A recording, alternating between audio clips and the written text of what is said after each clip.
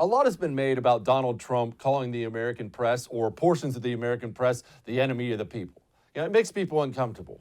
Well, you can't really say that, or you shouldn't demonize an entire industry. And look, obviously many parts of the American media are not, but you can make an argument, you can really make an argument that many parts, big parts perhaps, of the American media are actively working against America. You don't have to look hard, you don't have to look far.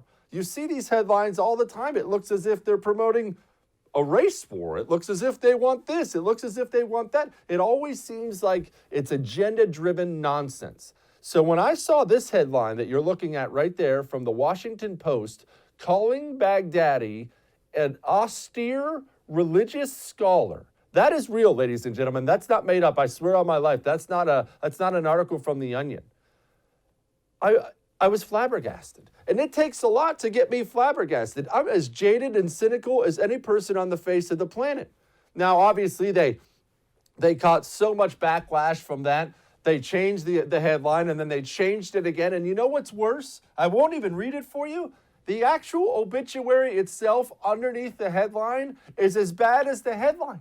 They make the guy sound like your local youth pastor up the road. They closed the article using a quote about him telling people how to live. This man was a demon.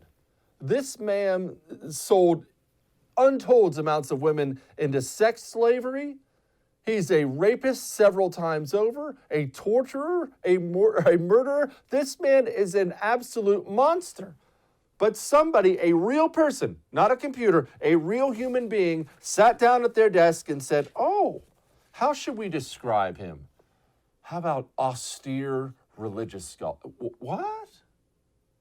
Oh, Washington Post wasn't alone, by the way. Bloomberg rolled out their own lovely headline that said, Islamic State leader al-Baghdadi transformed himself from a little-known teacher of Quranic recitation into the self-proclaimed of an entity that covered the smaz of Syria and Iraq. What? They're making him sound like a rags to riches story.